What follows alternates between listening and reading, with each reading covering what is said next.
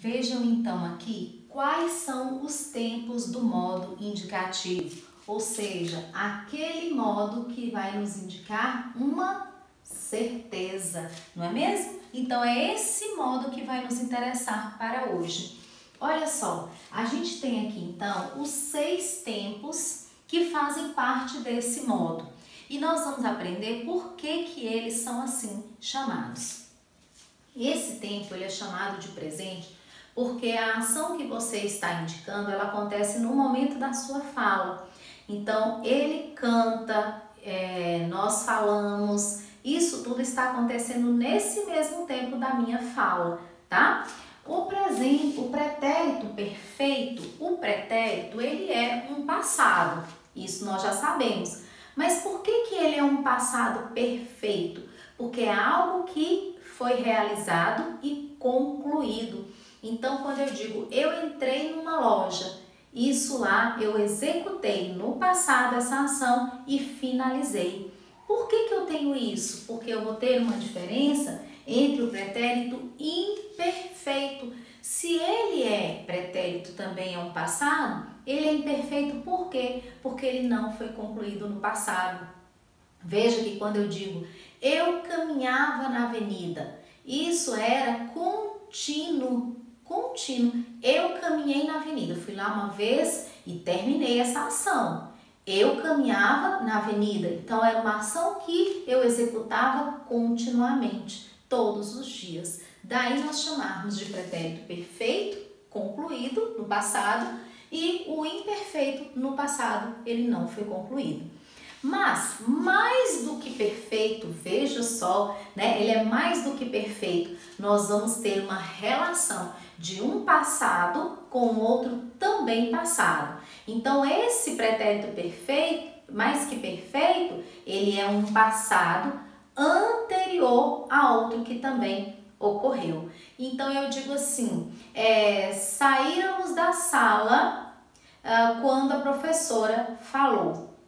Então, veja que sair da sala, ele foi antes do momento da professora falar. Então, nós temos aí um pretérito mais que perfeito no falar. Mas, olha só, quando a gente tem uma forma do mais que perfeito, vocês podem perguntar assim, mas essa forma é muito pouco usual, eu quase não ouço. Sim, o pretérito mais que perfeito, nós temos uma certa dificuldade ainda de utilizá-lo na fala, na escrita, devido ao seu grau de formalidade. E como nós temos um hábito maior de executar informações mais simples, dependendo do contexto, a gente tende a deixar o mais que perfeito de lado, né? Mas ele é muito importante ser conhecido e utilizado.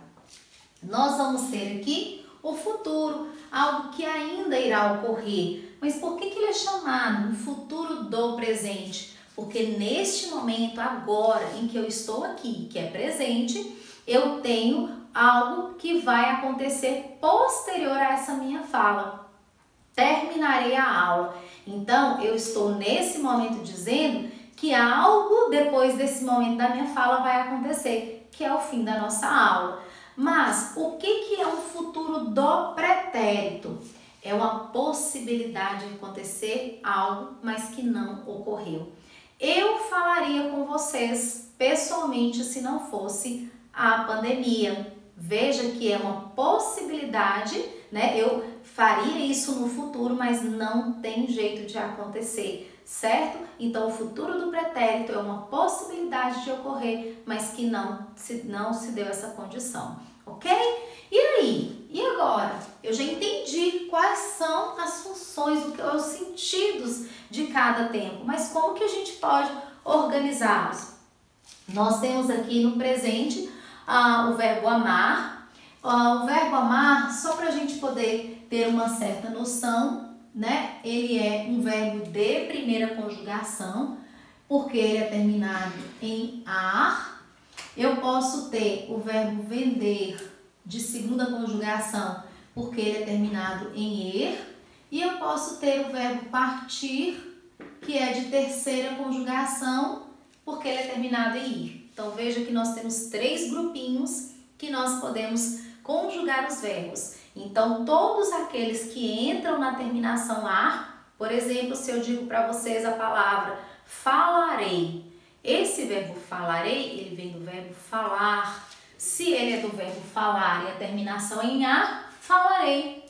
É um verbo de primeira conjugação, certo? Então, hoje nós vamos conjugar um verbo de primeira conjugação. E aqui, por que você destacou esse AM? Veja que ao retirar aqui a conjugação, sobrou a base. Essa base vai ser chamada de radical. Radical é a parte de sentido, de significação das palavras.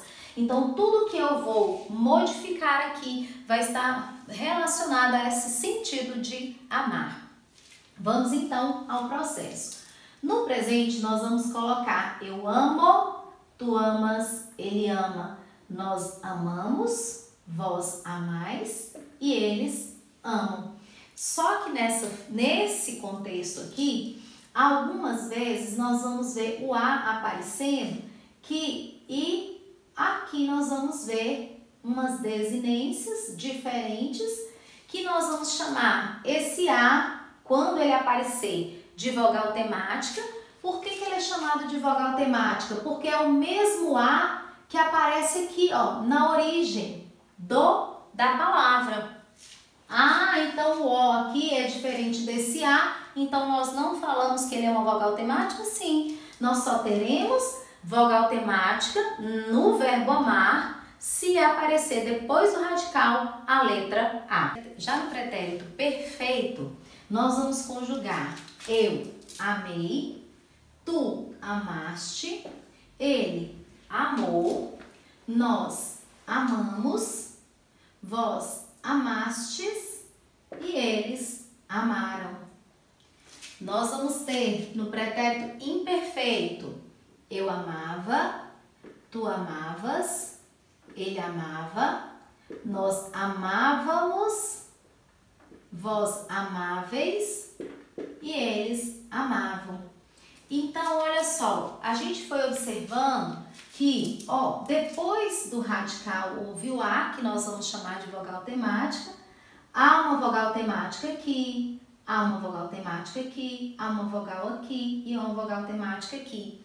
Esse E, então, não é vogal temática? Não, esse E não pode ser vogal temática. Por quê? Porque amei vem de amar. E nós já vimos lá na base dele que tem que ser o mesmo que aparece na origem, certo? Então, o que são essas sobras? Não é o radical, não é a vogal temática. O que sobra? Sobram as desinências. O que são desinências?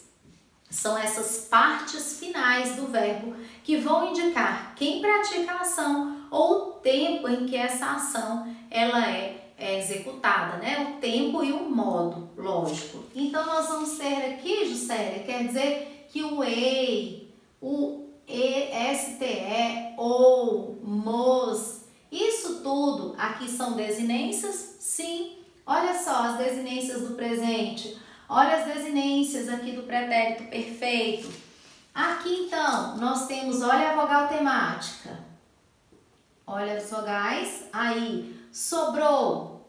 Sobraram então o quê? Sobraram as desinências. E depois a gente vai aprender como que eu divido. Qual é o pedacinho que é uma desinência que mostra quem é a pessoa e qual é a desinência que mostra o tempo. A gente vai aprendendo aos poucos.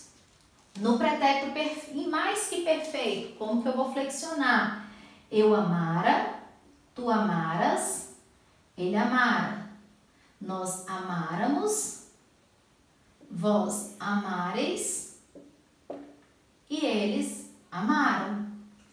No futuro do presente, eu amarei, tu amarás, ele amará, nós amaremos,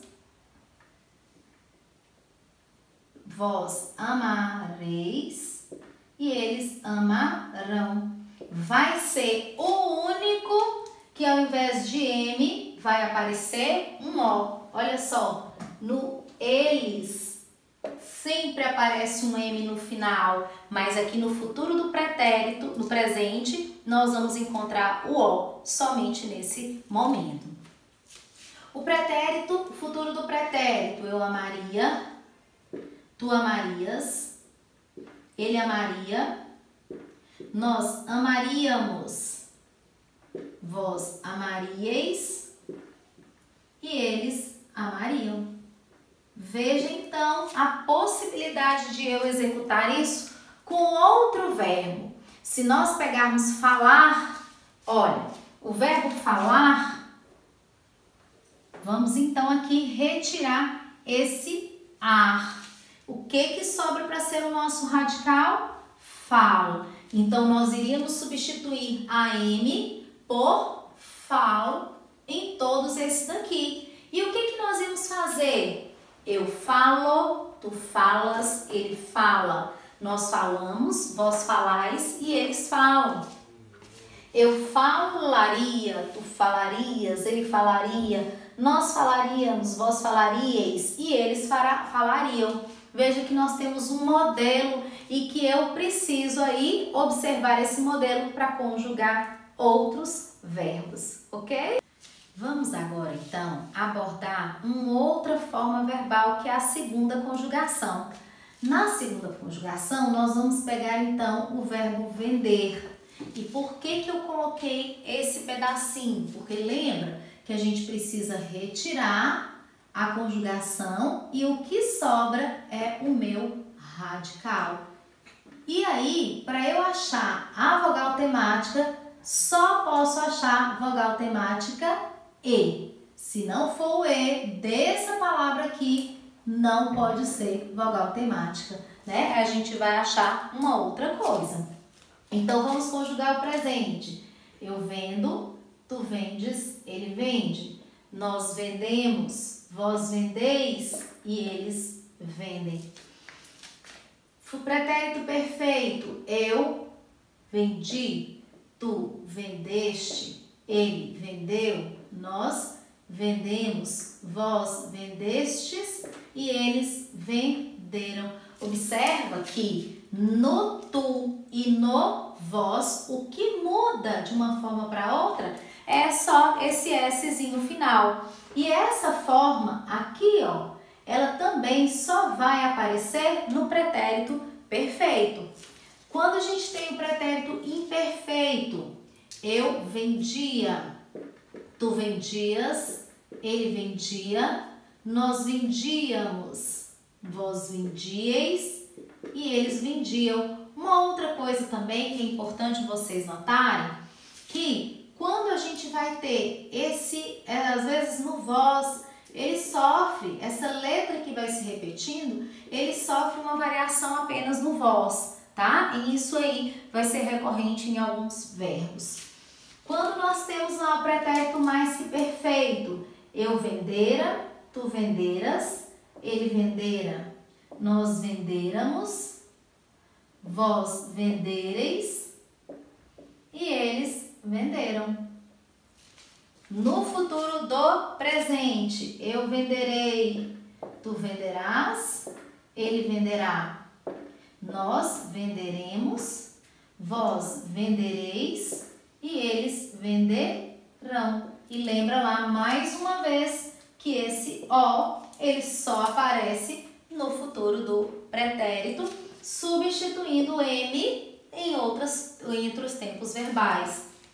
No futuro do pretérito, eu venderia, tu venderias, ele venderia, nós venderíamos, vós venderíeis, eles venderiam. Vamos então fazer o que nós fizemos lá no verbo amar. Olha, a gente já viu aqui que é a letra O, né? Então, se não pode ser vogal temática, é uma desinência. Ah, aqui tem um E, é o mesmo E que está aqui. Então, vogal temática, sobrou o S, nós temos a desinência. Vogal temática, vogal temática, vogal temática, desinência, desinência. vogal temática, desinência. Então, nós vamos fazer o tempo todo aqui dessa forma, encontrando os pedacinhos que são importantes. Radical, vogal temática e as desinências. Lembrando que mais tarde nós vamos aprender como dividir a desinência, porque existem duas. A desinência chamada número pessoal, que você vai identificar a pessoa que realiza essa ação, ou a desinência modo temporal, seja está no presente, no pretérito ou no futuro. E qual pretérito e qual futuro. Combinado? Então, a gente vai fazendo sempre aí essa retirada das desinências para a gente poder ter a convicção de que realmente na hora de conjugar nós vamos nos associar a essas formas, não é mesmo? E conjugar outros verbos. Vamos pegar então um outro verbo de segunda conjugação. Vamos pegar o verbo perceber. Olha, nós temos perceber. E aí nós vamos retirar esse er daqui. Isso quer dizer que sobrou percebe, né? Então seria o nosso radical. Nós então pegaríamos o modelo, ó, amar. Eu peguei o modelo de amar para conjugar falar, porque é a e ar. Eu peguei vender para possibilitar conjugar perceber. Por quê? O modelo da primeira conjugação é o modelo que você tem que observar a terminação em ar. O modelo da segunda conjugação em er, o modelo da terceira conjugação em ir. Vamos lá. Então, eu percebo, tu percebes, ele percebe, nós percebemos, vós percebeis e eles percebem. Eu percebia, tu percebias, ele percebia, nós percebíamos, vós percebíeis e eles percebiam. Qualquer um que vocês observarem a retirada do radical, vocês vão completar aí com os elementos finais que nós já temos. E para finalizar a nossa aula, nós vamos trabalhar agora com a terceira conjugação, partindo do mesmo princípio que nós fizemos nas conjugações anteriores. Vamos então pegar o verbo partir para descobrir qual é o radical, retiramos a conjugação e o que nos sobra é o nosso radical. Então, eu coloquei o radical totalmente aqui para nós já deixarmos prontinho, observando apenas a presença das desinências ou em algumas situações aqui, né, partimos, em algumas situações a presença da vogal temática. Combinado? Então, a mesma análise aqui nós iríamos fazer na terceira conjugação. Um grande beijo, até a próxima aula.